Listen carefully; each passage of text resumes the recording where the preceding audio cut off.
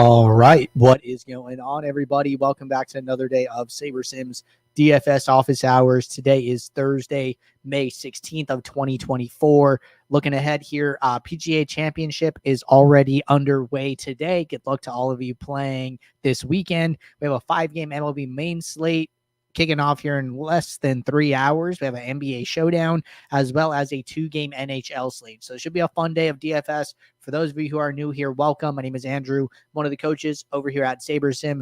This is a show where we go over how to use the SaberSim app, answer any and all DFS-related questions. Get your questions in one of 3 ways here. First off, send us an email, support@sabersim.com. Second, post it live in the YouTube chat. Third way, post it in the office hours channel in our Discord server. If you're not in our Discord and want to get access to that channel, there is a link in the description of this video. You also get access to our similar channels, individual sport channels, and you get access to the rest of the SaberSim teams. Can't say enough good things about the Discord. We do this show Monday through Friday, 4 p.m. Eastern, and we do this show on Saturdays at 11 a.m. Eastern. So tune in and get your questions answered. But all right, with that said, we are going to get the app pulled up here and have a few questions to get us started today. So we will start there. But if you have any questions that you want to get answered, now is the time to get those in the queue. All right, question here from Sammy. Sammy said, "Hi, Andrew. Is it better to set ownership rules individually, or is it possible to combine some? Thanks." So as far as like rules go, when you come to like lineup rules, and then you go to add new rule, and then you go to aggregate, your aggregate lineup rules are going to be the ones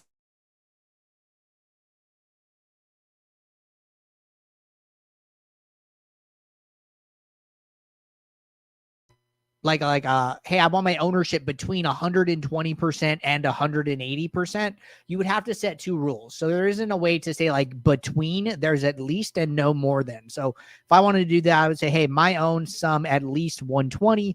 I would save that rule, and then I would write a second rule, and then I would say, hey, my own sum no more than 180, and then that is how you would keep it within the range. So there is like no between option. You would have to write two rules. So doing them individually would be the best option here, unless you're talking about something different. If you are, let me know, but that is the way that I can imagine it working here.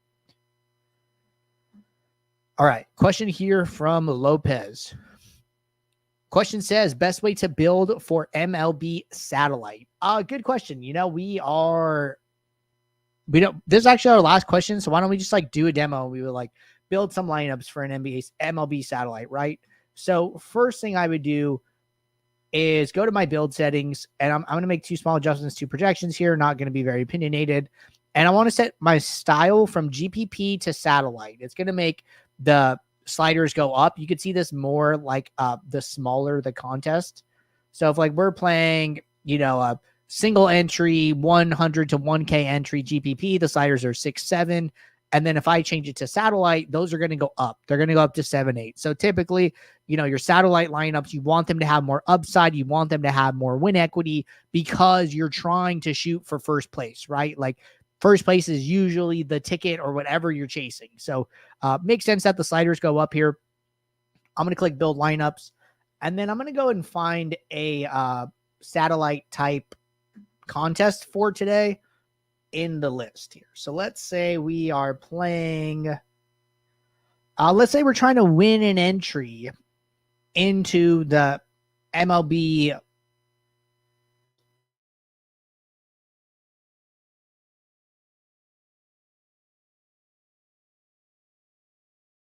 to the 12-20 qualifier here, right? So let's assume we're playing this contest, right? So I create my contest sim,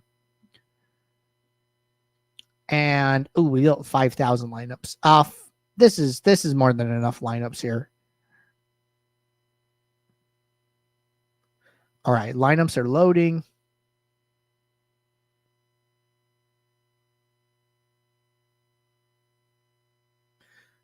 And looks like we have a couple questions rolling here in the YouTube chat. So good to know that we have some questions here on the horizon. All right, so gonna run the contest sim now that the lineups are created using our satellite here. I'm going to move some columns around a little bit so I can see a little bit better. All right. So I always want to make sure I like my exposure, pool, leverage, really important columns in my opinion. All right. So then now that my contest sim is finished for satellites specifically, what I like to do is I like to sort by win rate. I think win rate is, I don't know why you guys play satellites. I definitely don't play for second place, right? I'm trying to win whatever prize there is, right? So I guess that's actually like a really good point. So when there is only one ticket available, I would sort by win rate. Now you're going to play some satellites where it's like, hey, we're giving away 20 tickets or we're giving away, so many tickets, And usually in those cases, there is no other payout other than the tickets. So in that case, what I would do is sort by cash rate. So the satellites are good opportunities to use win rate and cash rate. Win rate I would use if only first place gets the ticket. I would use cash rate if it is like a bigger type satellite, like a mega qualifier, like a super satellite. I think like those are the terms respectively on DraftKings and FanDuel.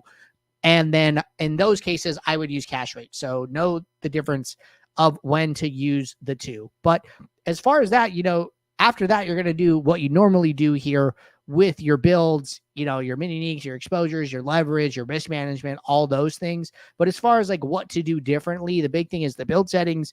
And then the other big thing is understanding which contest sim sorting metric to use respectively for the satellite that you're playing. All right. Jumping over the YouTube chat, follow up from Sammy said, hey, a follow up to my question. Can you do adjusted own less than 10? Can you include another that it selects from the 10, someone under 5% from the 10% pool? Thanks. If not, is it better to have one per rule? So what I would do is I would write 2 rules here. And what I would say is that you're like, hey, I want someone that is less than 10% adjusted ownership. And then I want someone else that is less than 5%. So what I would do is write 2 rules, right? I would come in here and I wouldn't even do an aggregate at this point. I would just do a player. So, hey, group auto, use at least one, add a requirement where adjusted ownership is less than 5. And then I would write a second rule that looks exactly the same that says adjusted ownership less than 10. Now, know that one player is not going to satisfy both rules. What happens is the builder looks at each rule and says, okay, we need to satisfy this one rule. Okay, we got one player. And then we need to satisfy the second rule with a different player. So we see this like for hockey, you could like test it out, right? Like if you write 2 stacking rules that say, hey, must use at least 3, it's going to give you 2 separate 3 stacks because it is going to give you a different one for each rule. So the same thing applies here. It's going to give you 2 players, one under 10, one under 5. It will not let one player satisfy both rules. So that's what's going on there. All right. Next question here from Ron. Is SaberSim going to run projections for FanDuel and DK 2-game, 2-day NBA slate? Yes, these should be up already. So if you guys missed it, there is an NBA Showdown tonight, but they did add this Thursday to Friday slate here, and the Sims are up for it. So I see projections here in the app, see ownership, everything. So we did run Sims for the Thursday to Friday slate. Pope said, let's get more likes for the man. Appreciate you, Pope. Sammy said, awesome, cool, thanks, that shall work. Okay, perfect. Yep, glad to clarify how that works for you as well. But all right, hope you guys are enjoying some golf DFS here. Ron said, thank you. You are welcome, Ron. Pope said, for tonight's NBA Showdown in single entry contest, should I focus more on leaving less than 50K salary and may Geo mean less than 5 dupes to be different? I think those are both good things, right? When I'm playing like NBA Showdown and I'm trying to think about how to get unique, I'm thinking about it from 3 perspectives. 1, salary on the table, like you mentioned. Number 2, geo mean. And then number 3 is cash construction, right? And the way you can figure that out is like, hey, when I come into the settings, I switch my build mode to optimizer and I just run, the top opto lineups. Number 1, who are the most popular captains or the most popular captain And then number 2 is what is the most popular build construction? Because, you might be able to play a lineup with a little bit higher geo mean if that lineup is constructed in a way that a lot of people won't get to. So those are the 3 things I'm thinking about: salary, geo mean, and lineup construction, because I don't think one of those things alone will get the job done. I think you need to use some combination of the 3, right? So what I'm going to do, build my cash lineups. So I'm going to come in here, right, and notice like, okay, hey, Nikola Jokic captain, super popular tonight, right? Okay, well, if everybody's paying up for Jokic, who are they paying down for? And then if I come over here to my utilities, okay, people are paying down for Justin Holiday, people are paying down for Christian Braun, right? And then I go to my team stacks. Okay, it looks like a lot of even stacks really here, right? Like over 50% of the stacks here are like a 3-3. The spread is like really close. So these are all like things that I'm making notes of, right? Like, okay, spread is close. A lot of even stacks here, a lot of Jokic captain, pay downs for Holiday and Braun. And then when you actually go and like run the lineups you're going to play, remember those things, right? You wrote them down or whatever, and see if those lineups are like passing the eye test for you. Like, hey, is this like a awkward construction, right? Is it a 5-1? Is it a 4-2? Who is it a 4-2 with? Who's the captain? Where are the payout options? Where's the salary going? So I think all of those type of things can help you to get unique simply by just knowing what an optimizer is going to spit out trying to solve a knapsack problem. Follow up. What about the sim contest settings for single entry showdown ROI? Well, I would just set up your contest sim for like the contest you're playing, right? Like if you're coming in here and playing, the $12 single entry, right? You come in here, you set that up, and then you go back to your build, and then you run that contest sim and, use that as your sorting metric, right? I would still be using risk adjusted ROI. I wouldn't be using ROI by itself, but I still think the contest sim metrics are better even for single entry showdown. So just want to clarify that point, but remember those 3 things when you are building your lineups tonight. All right.